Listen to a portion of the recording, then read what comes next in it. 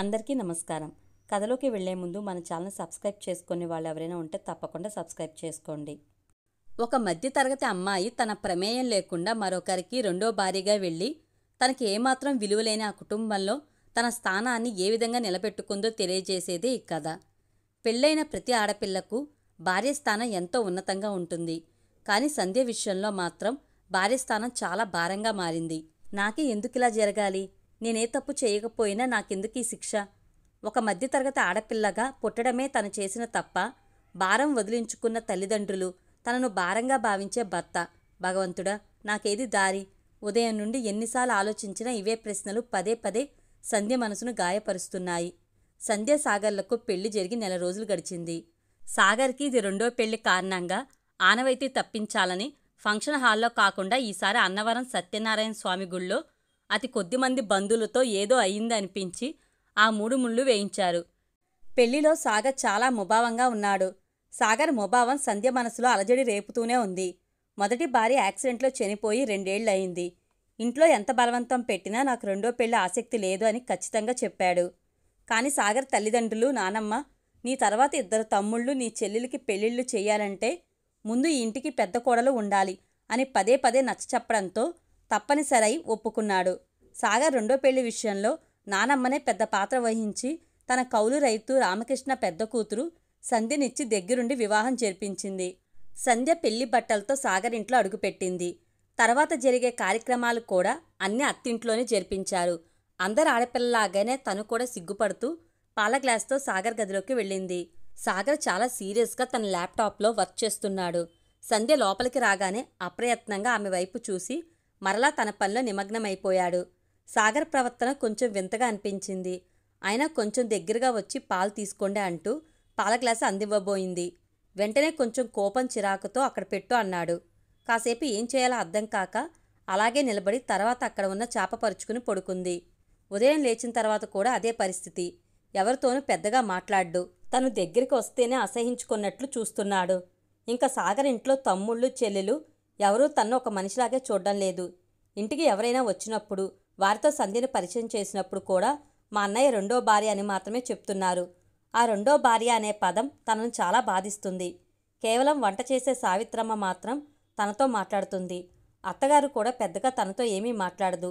ఆమె కాలు నొప్పి కారణంగా తన గది దాటి రాదు. మామగారు సాగర్ ఉదయం 9 గంటలకే కంపెనీకి వెళ్ళిపోతారు. తన చుట్టూ చాలామంది మనుషులు ఉన్నా తనకి ఒంటరిగానే ఉన్నాను అనిపిస్తుంది. అప్పుడప్పుడు అమ్మా చెల్లెళ్ళ నుంచి వచ్చే ఫోన్ మాత్రమే కాస్త ఊరటనిస్తుంది. ఎంతైనా తను మధ్యతరగతి కుటుంబం నుంచి వచ్చింది కాబట్టి అన్నీ సర్దుకుపోవడం అలవాటు చేసుకుంది. ఎంత సర్దుకుపోయినా కానీ ఆ రోజు సాగర్ మాట్లాడిన మాటలు మనసులో గుచ్చి బాధిస్తున్నాయి. ఆ రోజు జరిగిన సంఘటన మళ్ళా గుర్తొస్తుంది. అప్పటికే 2 రోజుల నుంచి జ్వరంగా ఉంది. రాత్రి పడుకోబోయేటప్పుడు మంచంపై ఉన్న దుప్పటి తీసుకోబోయి కొంచెం తూలి పట్టు కోసం 2 చేతులు సాగర్ భుజాలపై ఆనించింది. వెంటనే సంధ్య చెంప చెల్లుమంది. సాగర్ కోపంతో ఊగిపోతూ, ఇలాంటి చీప్ ట్రిక్స్ నా దగ్గర ప్లే చేయకు. నేను అన్ని విషయాలు పెళ్లికి ముందే మీ నాన్నకు మెసేజ్ చేశాను. మీ నాన్న కూడా మా అమ్మాయికి అన్నీ తెలుసు అని చెప్పాడు. మళ్ళీ ఎందుకిలా బిహేవ్ చేస్తున్నావు అన్నాడు. సంధ్యకి ఊహించని దెబ్బ ఒక పక్క, అర్థం కాని సాగర్ మాటలు మరొక పక్క. దుఃఖం పొంగుకొచ్చింది. ఇంకేమీ మాట్లాడకుండా బయటికెళ్ళిపోయింది. చీకటిలో కావాల్సినంతసేపు ఏడ్చింది. ఎంత ఆలోచించినా తండ్రి తన నుండి ఏం దాచాడో అర్థం కాలేదు. తనకు కేవలం రెండో పెళ్ళి అని మాత్రం చెప్పాడు. ఆ విషయం చెప్పినప్పుడు తన తండ్రి కళ్ళల్లోని బాధ తను స్పష్టంగా చూసింది. సంధ్య, నేను నీకు పెద్ద చదువులు చెప్పించలేకపోయాను. చివరికి నీకు కడుపు నిండా తిండి కూడా పెట్టగలిగానో లేదో కూడా తెలియదమ్మా. కానీ నువ్వు పెళ్లి చేసుకుంటే తిండికి కట్టుకునే బట్టకు లోటు లేకుండా బ్రతుకుతావు. నీ చెల్లెల జీవితాలకు కూడా ఒక దారి దొరుకుతుంది. ఈ అసమర్థత తండ్రి ఇంతకన్నా ఇంకేమీ చేయలేడమ్మా అంటూ కళ్ళనీళ్లు పెట్టుకున్నాడు. అవే పెళ్లి ముందు తండ్రి చెప్పిన మాటలు. మరో మాట లేకుండానే తల వంచి తాళి కట్టించుకుంది. ఇది మాత్రమే తనకు తెలుసు. కానీ సాగర్ ఏంటి ఏదో మెసేజ్ అంటున్నాడు. ఉదయం నుండి ఇదే ఆలోచన. సాగర్ వాళ్ళ ఆఫీస్ ఛాంబర్ చాలా హడావిడిగా ఉంది. ఆ రోజు కొత్త ప్రాజెక్ట్ ఓకే అవడంతో అంతా హ్యాపీగా ఎంజాయ్ చేస్తున్నారు. సాగర్ కంపెనీకి ఎండీ అయినా తన స్టాఫ్తో చాలా సన్నిహితంగానే ఉంటాడు. ఏమాత్రం గర్వం లేని మంచి మనసే తనని ఈ స్థాయిలో నిలబెట్టింది. తనకు ఆప్తమిత్రుడు అయిన హేమంత్ రూంలోకి వస్తూనే, ఏంటి సార్ బిజీనా? అందరూ బయట నీకోసం వెయిట్ చేస్తుంటే నువ్విక్కడ ఏం చేస్తున్నావు? కమ్ ఫాస్ట్ అంటూ ఎదురు సీట్లో కూర్చున్నాడు. సాగర్ తల పైకెత్తకుండానే మీరు కంటిన్యూ చేయండి, నేను తర్వాత వస్తాను, ప్లీజ్ నన్ను బలవంతం చెయ్యొద్దు అన్నాడు.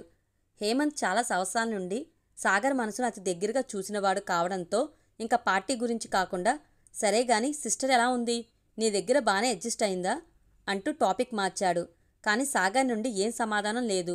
అరే నిన్నే అడిగేది, నిన్నే నమ్ముకుని వచ్చిన అమ్మాయి, ఆమెను సంతోషంగా ఉంచే బాధ్యత నీదే కదా అన్నాడు హేమంత్. ఆ మాటలకి సాగర్ మొహం కోపంతో ఎర్రబడింది. ఒక్కసారిగా సీట్లో నుండి పైకి లేచి, ఎవరు రమ్మన్నారు, నన్ను నమ్ముకుని రమ్మని నేనేమైనా అడిగానా, ఇంకొకసారి ఆమె గురించి నా దగ్గర మాట్లాడొద్దు, నీకేమైనా తెలుసుకోవాలంటే ఇంటికెళ్ళి క్షేమ సమాచారాలు కనుక్కో అంటూ విసురుగా అక్కడి నుండి వెళ్ళిపోయాడు. సాగర్ విపరీత ప్రవర్తన హేమంత్ని విస్మయానికి గురిచేసింది. అంటే సాగర్ ఇంకా తన మొదటి భార్య రమ్య జ్ఞాపకాల్లోనే జీవిస్తున్నాడనమాట. అంతమంది నచ్చ చెప్పినా తనలో మార్పు రాలేదు. అయినా ఇది మనసుకు సంబంధించిన విషయం, మరచిపోవాలన్నా అంత ఈజీగా జరిగే పని కాదు. హేమంత్ ఆలోచనలు ఒక్కసారిగా సాగర్ గతం వైపు వెళ్ళాయి. అవును, కరెక్ట్గా 2 ఏళ్ల క్రితం సాగర్ రమ్యను ప్రేమిస్తున్నాను అని చెప్పి నాకు చెప్పడానికి భయంగా ఉంది. నీ హెల్ప్ కావాలి అంటే తాను కూడా వాళ్ళిద్దరూ ఒక్కటవ్వడానికి చాలానే కష్టపడ్డాడు. రమ్య గొప్పింటి పిల్ల అయినా చాలా సింపుల్గా చలాకీగా ఉండేది. అవసరం ఉన్న అందరికీ సహాయం చేస్తూనే ఉండేది. ఆమెలో పరోపకార గుణమే సాగర్ మనసును ఆమెకి దగ్గర చేసింది. కానీ పెళ్ళై 6 నెలలు కూడా కాకుండానే మృత్యువు యాక్సిడెంట్ రూపంలో రమ్యని సాగర్ నుండి దూరం చేసింది. అత్తామామలతో గుడికి వెళ్ళి తిరిగి వస్తుండగా ఎదురుగా రాంగ్ రూట్లో వచ్చిన ట్రక్ బలంగా ఢీకొని డ్రైవింగ్ సీట్లో ఉన్న రమ్య అక్కడికక్కడే మరణించింది. వెనక ఉన్న అత్తామామలు దెబ్బలతో బయటపడ్డారు. రమ్య వియోగాన్ని భరించలేక సాగర్ మానసికంగా కుంగిపోయాడు. సాగర్ చాలా రోజులు ఒకే రూమ్కి పరిమితమై పదే పదే రమ్య ఫోటోలు చూస్తూ కాలం గడిపేవాడు. కోలుకోవడానికి 6 నెలలు పైన పట్టింది. తండ్రి చొరవతో కోలుకున్నా కానీ మనసులో గూడు కట్టుకుపోయిన విషాదం మాత్రం అలానే ఉండిపోయింది. సార్ మిమ్మల్ని పిలుస్తున్నారు అని వినిపించిన ఆఫీస్ బాయ్ మాటలతో పాత జ్ఞాపకాల నుండి మళ్ళా ఈ లోకంలోకి వచ్చాడు హేమంత్. అయినా మనసు ఇంకా సాగర్ గురించి ఆలోచిస్తుంది. ఒకసారి సాగర్ ఇంటికెళ్ళి సంధ్యను కలవాలి, ఆమె పరిస్థితి ఎలా ఉందో అనుకుంటూ అప్పటికే మొదలైన పార్టీలో తను జాయిన్ అయ్యాడు. సంధ్య ఆలోచనలకు అంతరాయం కలిగిస్తూ అత్తగారి పిలుపు చెవులకు చేరింది. సంధ్య ఒకసారి ఇటురా. అత్త పిలుపుతో పరుగులాంటి నడకతో అత్త ఉన్న రూమ్కి వెళ్ళింది. సంధ్య, ఈరోజు ఊరి నుండి మా అత్తగారు వస్తున్నారు, అదే అన్నపూర్ణమ్మ గారు వస్తున్నారు. ఆవిడ పెద్ద ఆవిడ అయినా కానీ తిండి విషయంలో చాలా జాగ్రత్తలు పాటిస్తారు. నువ్వే దగ్గరుండి అవసరమైనవన్నీ చూసుకో. 4 రోజుల కంటే ఎక్కువ ఉండరు. నాకు యాక్సిడెంట్ అయిన దగ్గర నుండి ఈ కాలు నొప్పితో నడవలేకపోతున్నాను. లేకపోతే అన్నీ నేనే చూసుకునేదాన్ని. ఇంట్లో అందరూ భయపడేది, గౌరవించేది కూడా అత్తయ్య గారిని ఒక్కన్నే. ఆమె చెప్తేనే ఎవరైనా వింటారు. నువ్వు కూడా ఆవిడ దగ్గర జాగ్రత్తగా ఉండు అని చెప్పింది. ఇప్పుడు సంధ్యకి అర్థమైంది. అంటే అన్నపూర్ణమ్మ గారు చెప్పారని సాగర్ తన్ని పెళ్లి చేసుకున్నాడన్నమాట అని మనసులోనే అనుకుని, అలాగే అత్తయ్య అని చెప్పి అక్కడి నుంచి వచ్చేసింది. కాసేపటికి అన్నపూర్ణమ్మ గారిని తన పెద్ద మరిది గౌతమ్ కారులో తీసుకొచ్చాడు. ఆవిడ ఇంట్లోకి అడుగు పెడుతూనే, సంధ్య ఎలా ఉన్నావు అంటూ ఆప్యాయంగా పలకరించింది. బాగానే ఉన్నాను అమ్మమ్మగారు, రండి అంటూ ఆమె చేతిలో ఉన్న వస్తువులు తీసుకుంది. సంధ్య చెప్పిన సమాధానం అన్నపూర్ణమ్మ గారికి తృప్తిని ఇవ్వలేదు. వాడిపోయిన సంధ్య ముఖాన్ని చూసి అక్కడ పరిస్థితి అర్థం చేసుకుంది. సంధ్య మాత్రం అన్నపూర్ణమ్మ గారి వెంటే ఉండి ఆమెకి కావాల్సినవన్నీ అందిస్తుంది. ఆ రోజు మధ్యాహ్నమే అన్నపూర్ణమ్మ గారు, సంధ్య ఇక్కడ దగ్గరలో శివుని గుడి ఉంది, సాయంత్రం అక్కడికి వెళ్ళి వద్దాం, త్వరగా రెడీ అవ్వు అని చెప్పింది. అన్నపూర్ణమ్మ గారు అన్నట్లుగానే 5 గంటలకల్లా కారులో గుడికి బయలుదేరింది సంధ్యతో పాటు. దర్శనం అయిపోయిన తర్వాత విశాలమైన మంటపంలో ఇద్దరు కూర్చున్నారు. ఏమ్మా సంధ్య, సాగర్ నీతో ఎలా ఉంటున్నాడు అని మళ్ళీ అడిగింది. బానే ఉంటున్నారమ్మమ్మ, మేమిద్దరం బానే ఉన్నాం అంది సంధ్య. ఎందుకమ్మా నిజం దాస్తావు? ఏడ్చి ఏడ్చి కమిరిపోయిన నీ కళ్ళు చూస్తే నాకు తెలియదా అని ఆమె చేతిలోని సెల్ ఫోన్ తీసి సంధ్యకి ఇచ్చి అందులో ఉన్న మెసేజ్ని చదవమన్నట్లుగా సంధ్య వైపు చూసింది.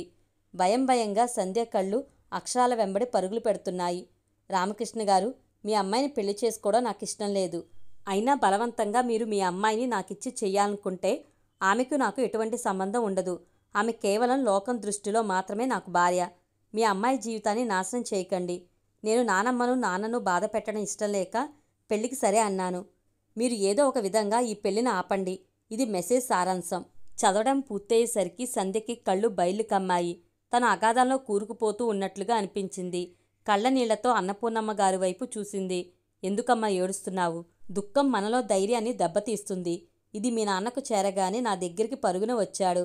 కానీ నేనే నీకు చెప్పొద్దని ఒట్టు వేయించుకున్నాను. ఎందుకంటే సాగర్ గురించి నాకు బాగా తెలుసు.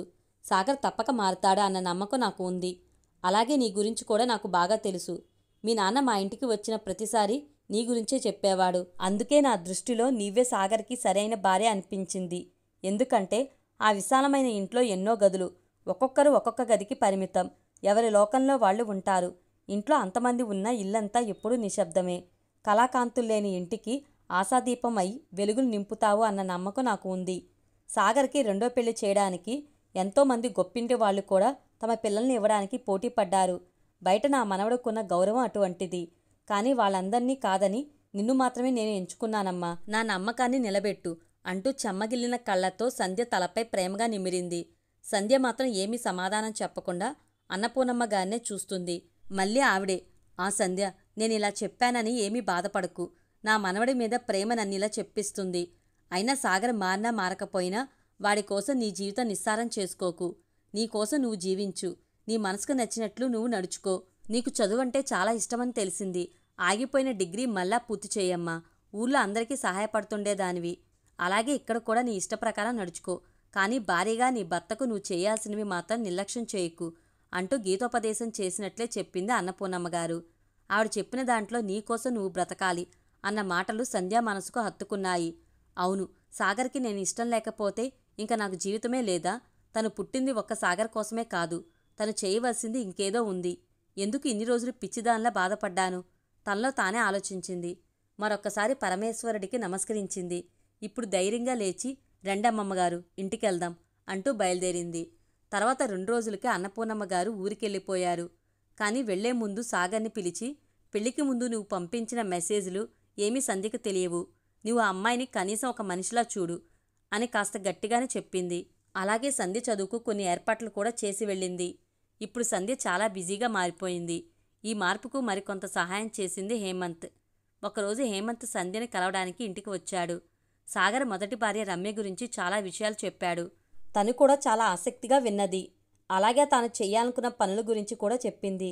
హేమంత్ కూడా సంతోషంగా వాటికి సంబంధించిన మొత్తం ఇన్ఫర్మేషన్ కూడా సంధ్యకి ఇచ్చాడు. ఇప్పుడు సంధ్య ఉదయం లేచిన దగ్గర నుంచి తను రోజు మొత్తం టైం సద్వినియోగం చేసుకుంటుంది. అత్తగారికి వేసుకోవాల్సిన మందులు తనే దగ్గరుండి ఇవ్వడం, డాక్టర్ చెప్పిన చిన్న చిన్న ఎక్సర్సైజులు చేయించడం మొదలుపెట్టింది. చిందరవందరగా ఉన్న మరుదుల రూమ్లన్నీ పనివాళ్ల సహాయంతో సర్దించింది. మరుదులిద్దరూ తన్ని వ్యతిరేకించారు. వాళ్ళ రూములో అడుగు పెట్టద్దన్నారు. అయినా సంధ్య చిరునవ్వుతో ఇల్లు నీట్గా ఉంచడం నా బాధ్యత అని చెప్పి వాళ్ళని కొంచెం మార్చగలిగింది. ఇంకా తాను తెలుసుకున్న అనాథ శరణాలయాలకు వెళ్ళి అక్కడ వాళ్లకు కావలసిన అవసరాలు ఒక బుక్లో నోట్ చేసుకుని వచ్చేది. ఒక ప్రత్యేకమైన వాట్సాప్ గ్రూపు ఏర్పాటు చేసుకుంది. దానిలో హేమంత్ చాలామందిని జాయిన్ చేశాడు. అందులో ఇంట్రెస్ట్ ఉన్న వాళ్ళు ఆర్ఫన్స్కి సహాయం చేసి ముందుకు వచ్చేవారు. ఆ సహాయాన్ని సంధ్య స్వయంగా తీసుకెళ్లి వాళ్ళకి అందించేది. ఇంకా తనకి ఇష్టమైన పని చదువు చెప్పడం. అందుకోసం దగ్గరలో ఉన్న ఒక మురికివాడిని ఎంచుకుంది. అక్కడ జీవించే వాళ్ళందరూ కూడా రోజువారీ కూలీలు. తల్లిదండ్రులు పనులకు వెళ్ళిపోయిన తర్వాత పిల్లల ఇళ్లకి కాపలా ఉండేవారు. వారికి ఎటువంటి స్కూల్ సహాయం లేదు. సంధ్య వాళ్ళందరినీ ఒక చెట్టు కింద కూర్చోపెట్టి మెల్లగా అక్షరాలు నేర్పించడం, అవసరమైన వాళ్ళకి చిన్న చిన్న పుస్తకాలు కొనివ్వడం చేసింది. ఈ పని సంధ్యకి చాలా సంతోషం ఇచ్చేది. అప్పుడప్పుడు సహాయంగా హేమంత్ కూడా వచ్చేవాడు. ఒకరోజు సంధ్య మరిది గౌతమ్ అదే దారి వస్తూ మురికివాడ దగ్గర ఆగి ఉన్న వాళ్ల కారు చూసి, ఇక్కడికి ఎవరు వచ్చారబ్బా అని లోపలికి వెళ్ళి చూశాడు.